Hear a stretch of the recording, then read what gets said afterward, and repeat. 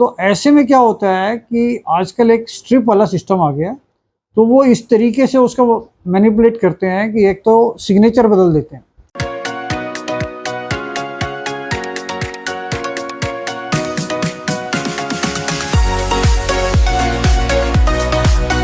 दोस्तों नमस्कार, royal arts and numismatic gallery रंग के यूट्यूब चैनल पर आपका स्वागत है।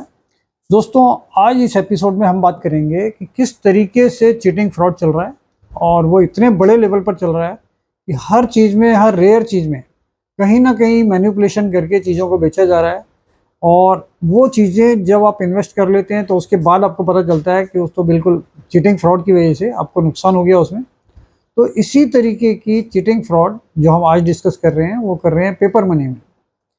नोट्स के अंदर, करेंसी नोट्स के अंदर नॉर्मली क्या होता है कि पुराने इशू में भी अगर कोई चीज़ें कॉमन हैं, जैसे एग्रीकल्चर इशू आता है। एग्रीकल्चर इशू में हम आपको बताते हैं कि एस जगन्नाथन और एम नरसिम्हम के जो नोट्स आते थे वो ज़्यादा वैल्यूबल होते हैं और वो रेयर होते हैं। उसके अलावा जो नोट्स आते हैं एग्रीकल्चर में वो बहुत कॉमन है, उनमें रेयरिटी नहीं होती।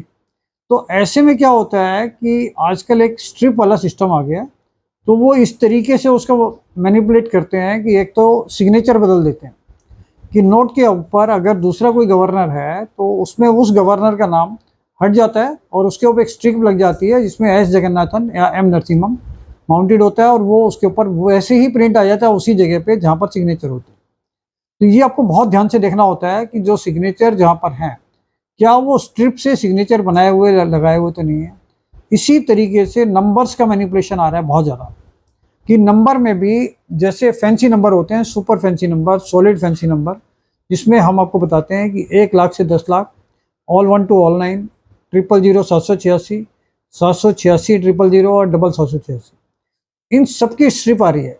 और लोग क्या करते हैं पुराने इशू में कहीं पर भी वो स्ट्रिप यूज़ करके वो सारे नंबर उसके मैनिपुलेट हो जाते हैं और आपको लगता है कि पुराने इशू में सुपर फैंसी नंबर वो बहुत महंगे होते हैं।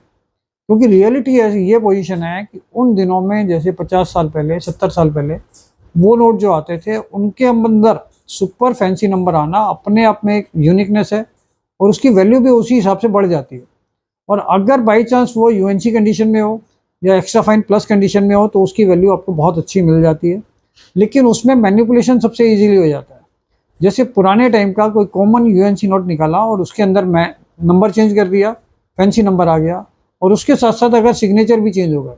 आप मानकर चलिए कि 100 रुपये का एग्रीकल्चर इशू अगर 10 से 15 हज़ार रुपये का एक नोट है और उसके अंदर ऑल 9 आ गया नंबर भी, तो आप मानकर चलिए कि उसकी वैल्यू कम से कम 2 से 3 लाख, 4 लाख, 5 लाख भी आपको मिल सकती है। तो ये चीज़ें फिजिकली पॉसिबल नहीं है। कि बहुत रेयर चांस होंगे कि आपको जैसे जगन्नाथन भी मिल जाए और उसमें नंबर भी ऑल 9 या ऑल 5 या ऑल 6 या 10 लाख नंबर, ऐसे कोई फैंसी, सॉलिड फैंसी नंबर उसके अंदर मिल जाए।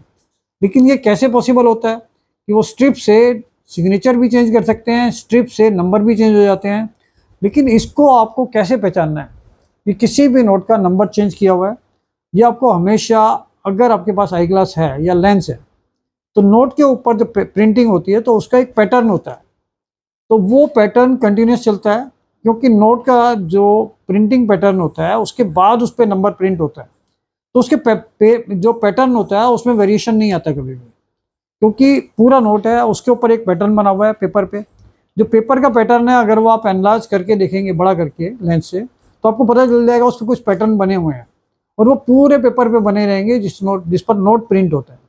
तो प्रिंटिंग जो होती है वो पैटर्न के ऊपर होती है, तो उस पैटर्न पर कभी भी फर्क नहीं पड़ेगा। लेकिन जैसे ही आप कोई भी नंबर वहाँ से इरेज करोगे या दूसरा कोई भी स्ट्रिप वहाँ पर लगाओगे तो उससे क्या होता है वो पैटर्न पूरा का पूरा खराब हो जाता है।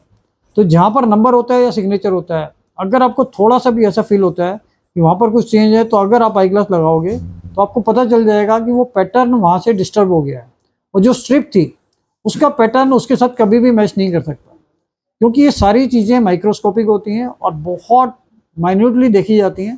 तो उस पैटर्न से आपको जजमेंट हो जाएगा कि ये पैटर्न यहाँ पर जो स्ट्रिप लगी है उसका पैटर्न और नोट पे पेपर का जो पैटर्न है वो अलग अलग है।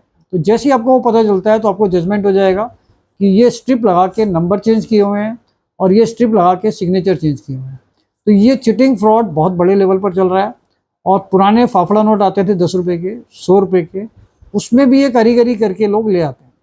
तो इसलिए आपको बहुत सावधान रहना है। और इसी तरीके की बहुत सारी मैनिपुलेशन, जैसे हमने आपको पिछले भी वीडियोस में बताया कि चीटिंग फ्रॉड वालों के लिए बहुत सारे तरीके हैं और वो रोज़ नए तरीके निकालते हैं, जिससे कम नॉलेज वाले लोगों को या जिनको कम एक्सपीरियंस है या सिर्फ लालच में आके जो लोग अपना पैसा लगा देते हैं, उन लोगों को पागल बनाने के लिए ऐसे बहुत सारे तरीके अपनाते हैं, जिससे कॉमन चीज़ों को रेयर बता के या रेयर बना के वो एक कॉमन आदमी को, जिसको ऐसा इंटरेस्ट लगता है कि भाई उनको रातों रात लखपति बनना है, करोड़पति बनना है, तो वो चीज़ें वो खरीद लेते हैं। फिर बाद में पता चलता है कि वो फ्रॉड है। अब से 5 साल पहले मेरे पास एक 1964 का 1 रुपये का पैकेट आया था।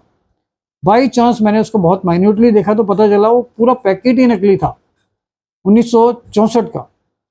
तो 1964 का एक पैकेट की वैल्यू 15 से 20 लाख रुपए होती है। और अगर वो पूरा पैकेट ही नया बना हुआ है चीटिंग फ्रॉड से, ये पूरे नोट की प्रिंटिंग ही पूरा नई है, तो वो आपको आइडेंटिफाई करना है, क्योंकि जो आपको चीटिंग करना चाहते हैं तो वो इस चीज़ को बना के और ऐसे लोगों को बेचने की कोशिश करते हैं जिनको समझ नहीं होती। कुछ लोग बेंगलोर में मेरे को किसी डीलर ने माल दिखाया था, उसमें भी उसके पास 64 के नकली नोट थे जो पूरी तरीके से नकली थे, लेकिन बहुत डिफिकल्ट होता है उनको आइडेंटिफाई करना कि भाई ये नकली कैसे हैं।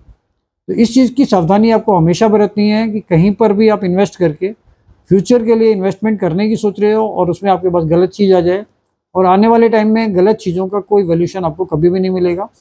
इसलिए इन चीज़ों का आपको खास तौर से ध्यान रखना है। तो इस तरीके की नॉलेजेबल चीज़ें जो हमारे पर्सनल एक्सपीरियंस हैं आपके साथ शेयर करते रहेंगे। तो इस चैनल को लाइक कीजिए, शेयर कीजिए, सब्सक्राइब कीजिए, जिससे ज़्यादा से ज़्यादा लोग इन चीज़ों का फ़ायदा उठा सकें। और कभी भी आप हमारे ऑफिस आ सकते हैं, दरियागंज अंसारी रोड। वहाँ पर किसी अपॉइंटमेंट की ज़रूरत नहीं होती है, आप वहाँ पर आके अपनी वैल्यूशन करवा सकते हैं और किसी भी तरीके की कोई भी नॉलेज शेयर कर सकते हैं यहाँ पर आके, या कोई भी चीज़ पूछ सकते हैं। इसके लिए कभी भी कोई चार्ज नहीं होता है। Thank you.